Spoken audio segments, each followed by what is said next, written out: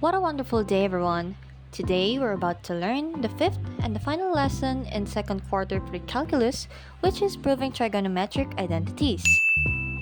But what is proving trigonometric identities? Proving trigonometric identities is the process of verifying that a given equation involving trigonometric functions is mathematically true and valid. And now let's take a look at the guidelines. First, start with the more complicated side. Begin simplifying the side of the equation that looks harder. Second, use basic algebra. Look for opportunities to factor, expand, or simplify fractions by adding or multiplying. Third, apply trigonometric identities. Use known identities like Pythagorean identity to simplify expressions. Next, work from both sides if needed. Check how the simpler side looks and adjust your work to match it. And lastly, use the trigonometric conjugate. If you're stuck, try multiplying by a conjugate to simplify tricky expressions.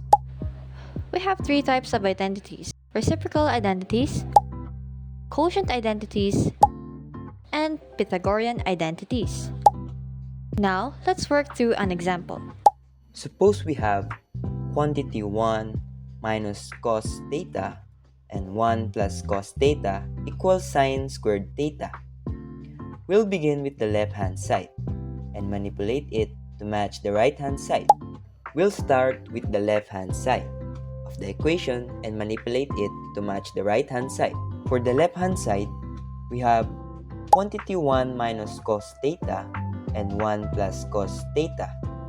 This is another difference of squares. Using the formula quantity a minus b and a plus b is equals to a squared minus b squared. We can expand it into 1 squared minus cos squared theta is equals to 1 minus cos squared theta. And now, we use the Pythagorean identity, which is sine squared theta plus cos squared theta is equals to 1.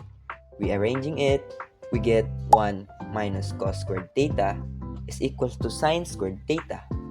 Now, the left-hand side simplifies to sine squared theta is equals to sine squared theta.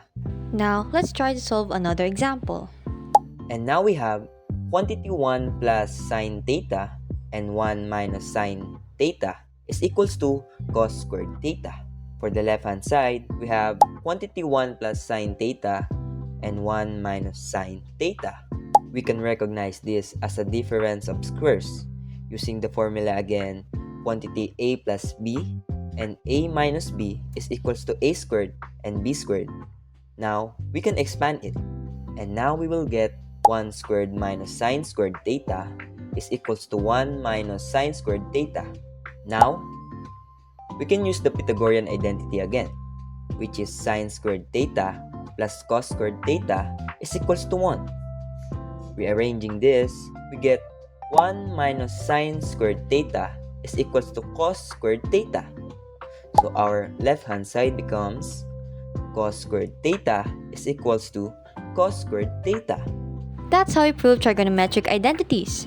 It may seem challenging at first, but with practice, you'll become more comfortable using these techniques. Now it's your turn.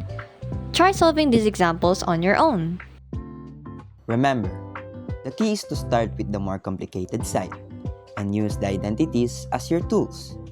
Feel free to experiment and try different approaches. And if you have any questions or need more examples, feel free to ask.